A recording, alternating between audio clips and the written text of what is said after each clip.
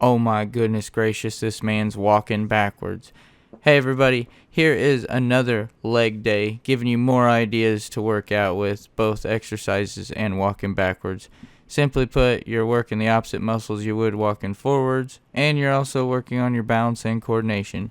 Just give it a shot if you're able to. Start off walking nice and easy, lean forward, remember shoulders over toes so you don't fall off or fall over backwards. You don't want to do that while you're walking backwards. And then boom, I'm looking back behind me. You're gonna see me do that a lot. I'm just trying to make sure I'm in the shot, but also, kind of making a funny running joke about it. Whatever. And one perfect, no editing transition later, and you're gonna see me doing some walking lunges with a barbell on my shoulders. Never had the space and to be able to do this before, so I'm doing it now, and I loved it. Really good and hard on the quads here. Really, as you can see, I'm just trying to take a nice and wide step. Not trying to overstep, but make sure I'm stepping wide enough. And then just bringing my, oh, there I'm looking again. Just trying to make sure I'm in the shot. And then making sure my knee almost touches the floor, but not quite. I don't want to smash into the ground and hurt myself. And just trying to have good, proper balance. That's part of the reason the barbell's there as well. You can just do this walking lunges without any weight or with dumbbells. You don't have to do it the way I'm doing it. There is a man who is dangerous with that stance. I mean, look. As you can see, I'm trying to do about sets of 8, so it's 8 steps down, 8 steps back to get my 8 on each side. I'm just really trying to get that in. And boy, let me tell you, hit my quads, hit my hips, hit my glutes. I felt every bit of that and was absolutely sore.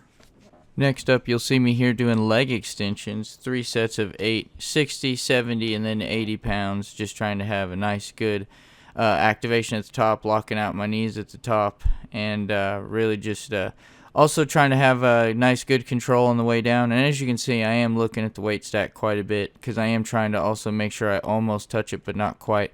The reason being is because if I let it all the way down in between each rep, you lose all the tension in your muscle in the exercise. So this makes sure you have constant tension throughout the exercise as you're doing the reps, and that's exactly what you're looking for. You can also see, I'm sure you saw there as I was getting up, I added weight to it. So really just trying to get this out here. And boy, let me tell you, I'm feeling it. My face says it all throughout all 3 of these sets. I felt every bit of this. I don't know, man. Something about that transition just looks really nice. But anyways, moving forward, we've got seated leg curls, another 3 sets of 8.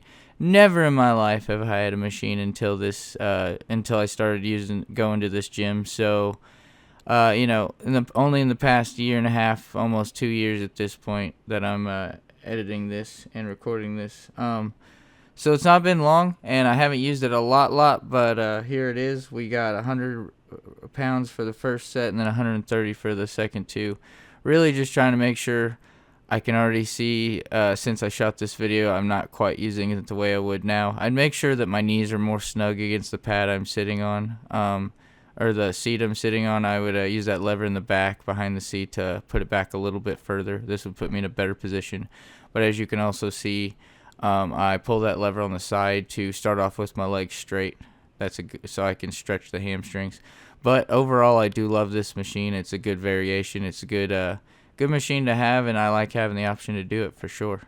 I'm hopefully excited to maybe max it out eventually. I mean, we'll see, but I definitely want to grow at the seated calf raise. I've heard nothing but good things about it, and I finally got to use one, and I love it myself. Boom, flawless transition. And last but not least, we've got dumbbell calves, 3 sets of 8. I use 65-pound dumbbells, and I tried to do the double pump again, which is stopping halfway up intentionally and then finishing at the top and holding. You can barely see it, but I can tell the more I need to film this that I need to really slow this down and overemphasize how I'm popping up and down on the calves. And on the next set here, you can see that I did adjust the camera so it's easier to see. But really just trying to pop them up just like that.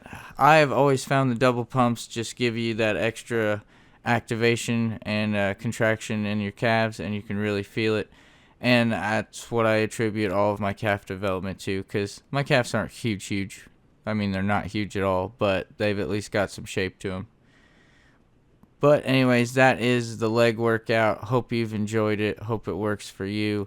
Let me know what you think, and I'll see you in the next one.